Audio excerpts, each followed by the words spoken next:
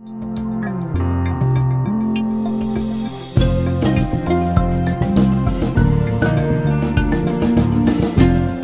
we have Mike Munzing. He's been a member of the Aliso Viejo City Council since 2012. He served as the mayor of Aliso Viejo in 2016. Mike was the director of the 12th District of Orange County City Council of Governments, and as regional council member of SCAG, the Southern California Association of Governments. Mike is a third-term member of the Republican Central Committee and for the 3rd Assembly District.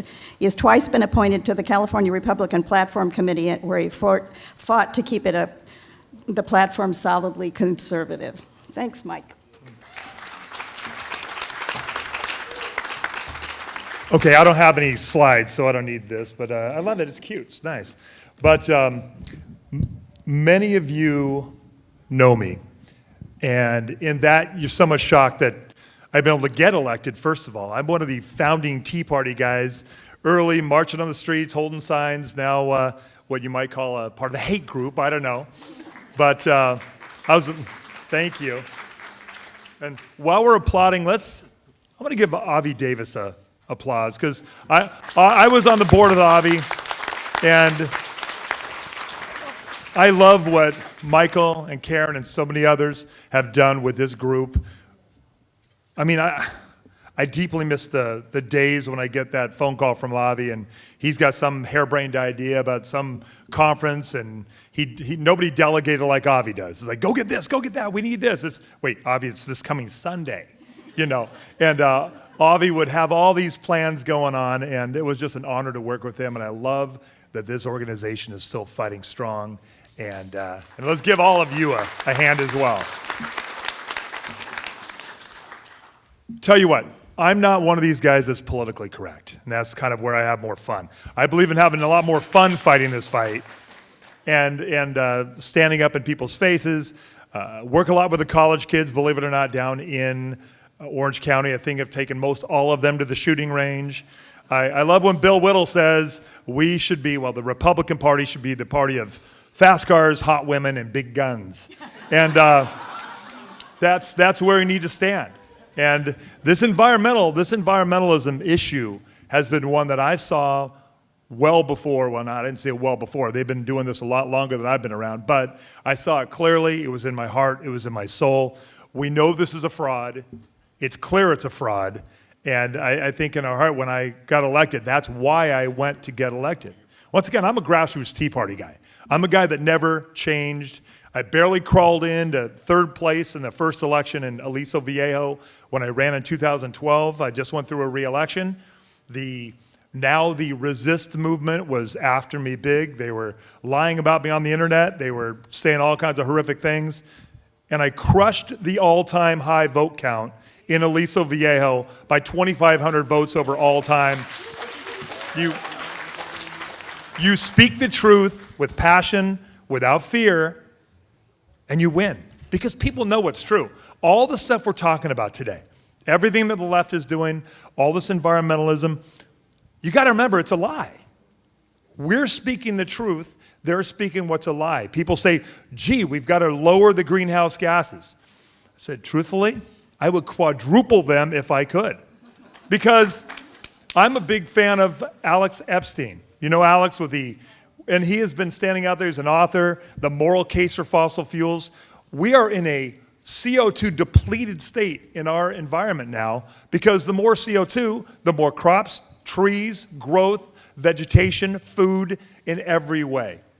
People say, well, what happens if the earth warms up? What happens if the earth warms up is we get more rain, more evaporation, we get clouds, rain, It's going to be wonderful for all of us. It'll make us more into a jungle, wet, moist, beautiful state. That's what happens when things warm up. What happens when it gets cold? People die. It's like the Arctic. It's not nice. So you got to shake people up and use the arguments. Yes, let me back up a little bit. When I got elected in 2012, I ran in Aliso Viejo on the platform of ending what they were calling the Aliso Viejo Green City Initiative. This was a 3-year project, $500,000, into using all of the little local themes that they use. We need consensus. Now, there are so many things, and I think Debbie, who we're honored to have Debbie, she stood in and she's just a winner. Debbie's been fantastic. We've been speaking together across the state for a long time. And when I found out last night that she was going to be here, and then sadly Michael was under the weather, but somebody's pointing. But long story short, she's going to be great. She's going to be talking about Agenda 21 as well. How many of you know about Agenda 21 and the horrors that is? Absolutely. So that's been the fight. All of this, that I say that's the mothership. That's the big overall globalist mothership out of the UN, and that's what I was fighting. They had ICLEI in Aliso, Viejo. They signed on to ICLEI, which is another United Nations part, came in a little bit before Agenda 21, but that came in as well, and that was another reason why I ran. What happened was I got elected in November, and I'm holding this only because the stage is wobbling and this thing's going like this, so I'm trying to keep the whole thing from wobbling off here. But I got elected in November of 2012. On March 20th, 2013, 2.5 months into my stay on city council, they had the vote. They figured that was an important thing. They found out I was out of town a weekend or a couple of weekends before. They tried to rush the vote in for this thing, and I was able to stop it. Long story short, how many of you have heard of Michael Shaw? Big fighter against Agenda 21. I was actually at Michael's home staying overnight when I found out that they were going to be doing this. We strategized. I was able to delay a couple of weeks. Debbie flew in, many others. I had 100 people show up. I used what is now termed as, they call it Project 244. And what happened was I reached out to scientists around the country to help me come up with a game plan to question the hell out of this proposition that they were trying to push in my city. And over 2 weeks, I dripped questions for 2 weeks on the city planner, who was a Berkeley graduate socialist, big United Nations guy, and pissed him off like no other. And the city attorney said he thought I was bullying him, but he said, I reviewed all the questions. They're all scientific in nature. They're all great. We had a 4-hour meeting, and I buried that plan, never to be seen again. And that's exciting. So from that point, and Debbie was there to help, and many others, but that plan has been able to be reused again in Fontana recently with my friends in Fontana, and I'm honored that people have taken what I did and used that again. Real quickly, the regionalism, SCAG is a Southern California Association of Governments. We are broken down into regions in this country. That is how they're beating us. These regions are I say, unconstitutional shadow governments. I got onto one early on so I could try to fight. I hoped I'd do a better job on that, but boy, this is entrenched. We're all looking for hope. They said, be hopeful, give a hopeful message. Are you going to church? Is kind of what I'm saying. There is the Lord, but start thinking eternally, because right now it's getting pretty hard to have hope here in California, because when guys like Chad Mays are selling us out in the California Republican Assembly, and I have been making phone calls and trying to whip the votes to remove him from leadership. I am on the Central Committee for Orange County Republican Party. I've been a state delegate numerous times. It's good to see Celeste here from California Republican Assembly, formerly as well. But we are in the fight. When our own guys are selling us out, our own Republicans are selling us out at all levels, it is brutal. It is tough. It is hard. I understand. We're here to fight.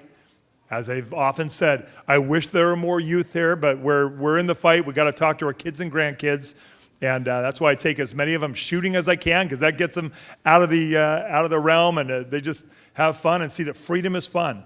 If we're not making freedom fun, what are we doing? You know, if we're not making it kick.